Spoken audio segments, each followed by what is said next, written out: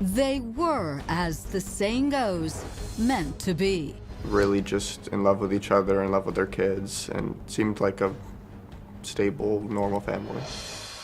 But peel back the layers of Robert and Sabrina Lamone's perceived stable, normal facade, and you'll find deep cracks in the marital armor, starting with some risky sex on the side with neighbors. It was usually Sabrina and I, and then we would go have sex with our husbands in the same room. Add a young, impassioned evangelical firefighter to fan the flames. He was a bit sheltered. And you just might get the sense that this is not going to end well.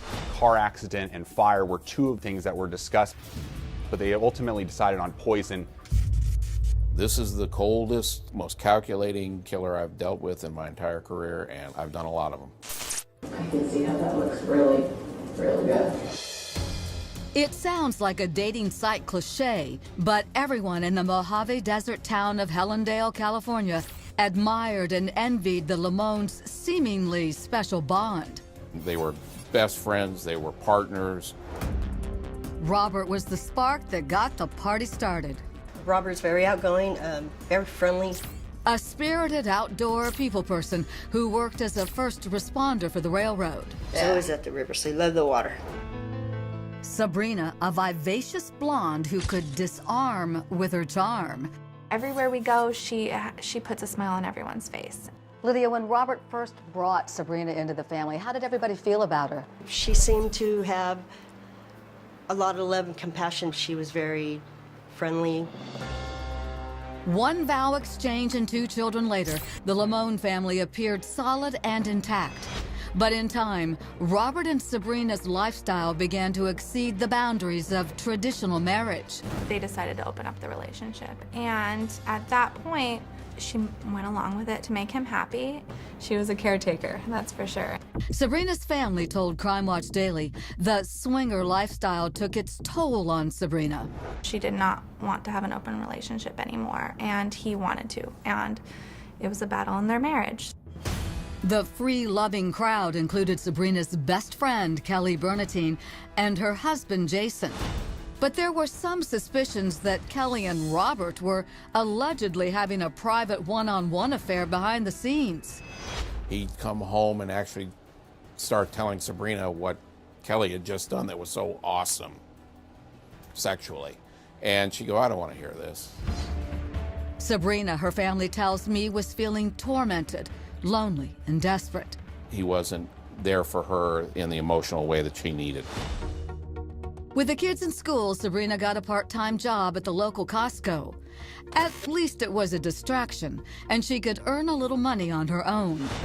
One day, a fresh-faced 22-year-old firefighter named Jonathan Hearn walked into the store while Sabrina was on the job. There were sparks. And even though their lives were worlds apart, the attraction could not be denied. She was 11 years older than him. He was a bit sheltered. He was homeschooled, but very educated, grew up in a religious home, had a good family. Jonathan was intrigued. She lived that other lifestyle that he was never exposed to. But Sabrina needed an emotional connection. Jonathan turned out to be just that guy. Sabrina lured him in with sexy snapshots in lingerie and love notes. This one reading, "You are so special to me, and I'm truly grateful to have found you," signed by Sabrina with hearts. She was getting attention from somebody who told her, you'd be the only person in my life, I'd only want you, I would never do those things to you, and it makes someone feel good after not getting attention for however, many years. And Jonathan appeared head over heels in this phone message to Sabrina. I love you so much, Sabrina. You have changed my life and changed my heart. Sabrina wanted no one to know of the affair. She was admired in the community as a good wife and devoted mother. She wanted to keep this image of a perfect family. Robert Lamone is ambushed, gunned down in the dark of night at the remote railroad facility where he was working the graveyard shift. Robert was there all alone and now lays dying in Tehachapi, California, about 85 miles from his home in Helendale, shot twice. It was a shoot-to-kill attack. He was struck in the face and it traveled through and exited the neck. The other one was a shot in the chest. It went up into the jaw area and lodged in the brain. A grief-stricken Sabrina posted a loving tribute to her husband while struggling to stay strong for their 2 young children. No one wants to see their children in that much pain. Given Robert's unconventional lifestyle, it's hard to tell just who had it out for him. A jealous husband? A jilted lover? Don't know where we're going next. We were still looking for leads. There was no relevant forensic evidence at the crime scene. All Kern County detectives had was this surveillance tape of a shadowy figure roaming the crime scene. The subject was wearing some heavy clothing and also walked with a limp. And footage of someone with a similar build on a motorcycle at a nearby gas station and convenience store right around the time of the murder. Crime scene photos show Robert's office looked as if it had been ransacked. Was this a random attack? They thought maybe it was a robbery or something to that effect. So there's a lot of stories going on. Sheriffs offered a $100,000 reward. Even that wasn't tempting enough for anyone with good intel to come forward. And they all pretty much led us to a dead end. This is a picture taken last night before my brother was murdered. The unknown is almost as painful as the grief for loved ones. It left a lot of open questions. And nobody seemed to answer or give us the answers to those questions so that we could heal. A few weeks later, Detective Robert Meyer gets an interesting call from Jason Bernatine. Remember, Jason and his wife Kelly were best friends with the Lamones, friends with benefits. Jason wanted to provide me with a couple text messages that he received from a subject by the name of Jonathan Hearn. Yes, the same Jonathan Hearn involved in an affair with Sabrina Lamone. But why on earth would the young fireman be texting his married lover's best friends? He basically was wanting to ask for forgiveness for how shameful he had been. No, it's not a murder confession. Jonathan was actually texting a rather curious apology for having an affair with Sabrina. But why? I obviously thought it was very strange that he'd be apologizing for that, but I had some work to do. So I started looking into Jonathan Hearn. Detective Meyer's next move? A visit not with Jonathan, but with the adulteress herself, Sabrina Lamone.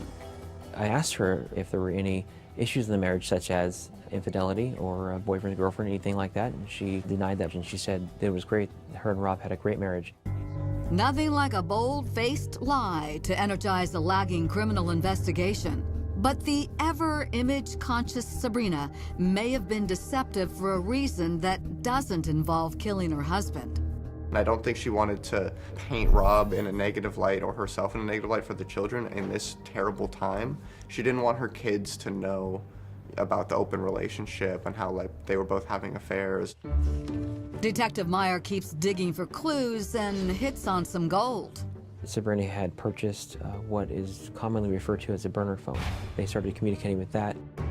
In fact, in the 5 months leading up to Robert's death, the illicit lovers exchanged 7,000 voice calls and text messages on their throwaway phones. That was very suspicious. Adding to the suspicion, Sabrina suddenly goes underground, cutting off Robert's entire family, even refusing to let them see the children, and for no apparent reason. It broke the heart of Robert's sister, Lydia, but it also raised suspicion. Why are you hiding, Sabrina? You know, if you didn't do anything wrong, why are you not communicating or talking to us? Sabrina may have sidestepped her family, but she can't beat the badge. Cops are listening to calls between Sabrina and her young lover. There's a purpose for all of the things that God has done. There is. There sure is, Sabrina. A judge approved 24-hour surveillance and telephone wiretaps of conversations with Jonathan. The subject matter? Jonathan's paranoia. There's a truck that's definitely keeping eyes on you. Really? Yeah. They both look like typical cops trying to pretend not to be cops. And stunningly, a prayer for salvation, not the kind in the afterlife, but the one in the courtroom. Please help us, God, please help us be wise. The couple prayed that God would steer the criminal investigation away from them as suspects. So, Sabrina, to have the right words. While the calls don't reveal any direct evidence, one might detect a certain consciousness of guilt in their conversations. God, this is what I guess you really do want me to be with them. But cops needed more, and it so happens they've been able to gather the incriminating goods. When they search Jonathan's house, they find a motorcycle helmet and gloves like the one spotted in that surveillance video close to the crime scene the night Robert was killed. Based on Jonathan Hearn owning a motorcycle that was similar to the motorcycle that was around the scene, around the time of the murder, based on his relationship with Sabrina Limon, also him owning firearms that were similar to the caliber that killed Robert Limon. And there's more. Sabrina stood to gain a sweet payout from Robert's railroad pension. Cops are convinced Sabrina and Jonathan had the means, motive, and opportunity to get Robert out of the picture. 3 months after the cold-blooded murder of Robert Limon, Kern County homicide detectives are convinced they've got enough evidence to make cases against Jonathan Hearn and Sabrina Limon. Hearn is arrested at his firehouse where he's on duty, and Sabrina Limon is on her way to her children's school where she's scheduled for a parent-teacher conference. The whole thing's ridiculous. If you know Sabrina at all, I mean, I love her to death. She's amazing. She's got the biggest heart, but she's no mastermind. She said, why would I, want him dead, or why would I want to? I had the best of both worlds. We are confident that the 2 people we arrested yesterday are responsible for his murder. Or are they? When prosecutors looked at the case, they felt they had the goods on Jonathan, but not limon to convict Sabrina. It was a blow to homicide detectives who were forced to send Sabrina home to the comfort of her children and family. Sabrina Limon has not been charged. She is a citizen. She's free to do what she wants when she wants. Coming up, Jonathan's going to tell me that you talked him into it. the lovers turn on each other in a he said. Divorce was not something very appealing to her as an option. She said. I never wanted to believe that Jonathan was the one that did this. In a knockdown, drag-out courtroom battle. I believe she told Jonathan to shoot Rob. And the verdict is in. We, the jury, find the defendant, Sabrina Limon. A cougar and her God-fearing young firefighter. Bonded in love, partnered in crime. Or so thought the Kern County Sheriff's Department. Detectives were forced to kick Sabrina loose, but put the screws to her forbidden lover, Jonathan. We spoke on several different occasions for several hours. Jonathan Hearn fully expected to spend his last dying days behind bars, and he knew there was only one thing he could do to change that. He had to turn on his beloved Sabrina Limon. And for Jonathan, nothing says I love you like throwing your girlfriend under the bus. He provided the details of their planning and preparing. He allowed us access to his cell phone. And then a move that would afford the young evangelical some mercy. I offer him my broken-hearted and genuine apology.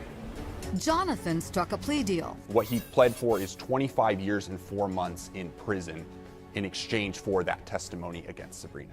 I was shocked. They were intent on making sure that she took the blame for this. He is calculating. He's not naive. Interrogating Sabrina was like trying to crack ice with a feather. That's unbelievable to me. Like, I seriously feel like there's no way that he'd be capable of that. Jonathan's going to tell me that you started all this and you talked him into it. Well, that wouldn't be true. Robert is dead because of you. Make no mistakes about that. That is something that you're going to have to live with for the rest of your life. It's time to get off the pot. If you don't have anything for us, I think we need to get you to jail. You're under arrest for conspiracy to commit murder. 3 years after the fatal shooting of her husband, Sabrina's case goes before a mostly female jury. Good morning, everyone. The star witness. We do have Mr. Hearn still on the stand. And once the floodgates opened, an astonishing, calculating, cold-blooded, made-for-TV plot would emerge. She asked me how I thought would be best, and we discussed car accident and fire, and quickly skipped over those and arrived at poisoning. Their choice of poison? Pudding, laced with arsenic. Crime scene photos show bottles of arsenic found in Jonathan's trash. I experimented with that on a neighbor dog who had caused me considerable issues in the past, and put it on some meat. The dog never bothered Jonathan again. Sabrina then put some of the tainted pudding in Robert's lunch and sent him off to work. But the lovers chickened out at the last minute. She called Robert. She had told him to not eat the pudding because I think she said that she told him the bananas had gone bad in it.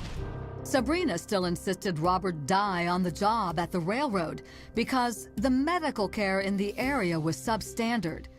But perhaps there was something else. If Robert Lamone was killed in the line of duty, that she would be also getting money from BNSF.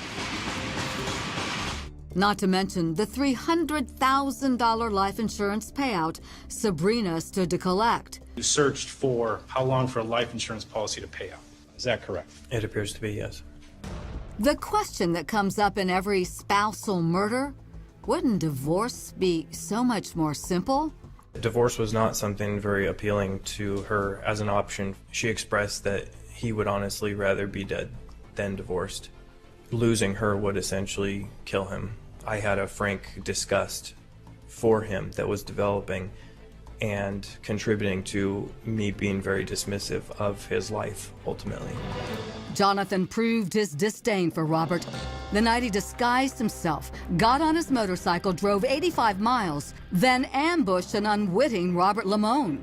After you fired the first shot, what happened to Robert? He fell seemingly mortally wounded, then headed up into the office to follow through with the previously discussed plan of overturning the interior of the office and making it look like a robbery. I really didn't want to leave him if he wasn't entirely dead, so I went back around the backside of the truck and quickly fired one more shot at him. The public servant turned public enemy had killed a man, and in a call to Sabrina after the fact, appears convinced he was guided by a higher power. He's working through me to the street. He hasn't got there all the way. He hasn't got there all the way. He knows what he's doing, and he knows the work that he's doing. When it came time for Sabrina to take the stand, Well, I was protecting my image. she tried to explain why she lied to cops. I didn't want to put my affair into a murder investigation. I never wanted to believe that Jonathan was the one that did this. Prosecutors reminded Sabrina of a certain significant prayer she and Jonathan shared after Robert's murder. Deliver me from the guilt of bloodshed, O God, you who are my God, my Savior. When you read that verse, what did you think? What my memory recalls, I remember Jonathan reading that Psalms 51 to me, and I don't think I was following along. I was distracted. And when cops asked Sabrina if she knew of a man with a motorcycle possibly named John, she gave them the names of 2 other Johns who were acquaintances of her husband. Sabrina suffers from ADD. She's not been on medication for it. She's not extremely articulate. In fact, she has difficulty in communicating her thoughts. She's a high school dropout. So why let her testify? Because, insists her attorney, she's innocent. Considering that Jonathan Hearn is a psychopathic killer, I would tend to believe Sabrina more than him. But it only got worse for Sabrina's image when her formerly best friend, Kelly Bernatine, the friend with benefits, took the stand. Are these wild sex orgies that you're going to the river to have? No. It was usually Sabrina and I, and then we would go have sex with our husbands in the same room, but not together. Kelly denied having a private affair with Rob, but blamed his murder on Sabrina. That she killed Rob. She didn't kill anyone, did she? I believe she did. You believe she actually went and shot Rob? No, I believe she told Jonathan to shoot Rob. If Sabrina is convicted, she'll get more prison time than the man who pulled the trigger. 25 to life. Whatever the jury decides, everyone present is to sit quietly and calmly. It's Judgment Day in Kern County. We, the jury, find the defendant, Sabrina Limon, guilty of a felony to wit, murder of Robert Limon as murder in the first degree. The crime was done with premeditation and deliberation. There was no mercy for Sabrina Limon. As to count one, murder in the first degree, the term prescribed by law is 25 years to life. Sentence remanded to the Department of Corrections. We're adjourned. The court is supposed to find somebody guilty beyond a reasonable doubt, and I've never seen a case in where there's more reasonable doubt than this one. Do you get any sense that she has any remorse for what transpired? Not at this time. Do you forgive him? Not at this time. I can't yet. A husband and father dead and gone. A wife and mother facing life in prison. A religious firefighter who sold his soul to the devil. And all for what? You don't invite evil into your home like Sabrina invited Jonathan by bringing him in this relationship to destroy that family.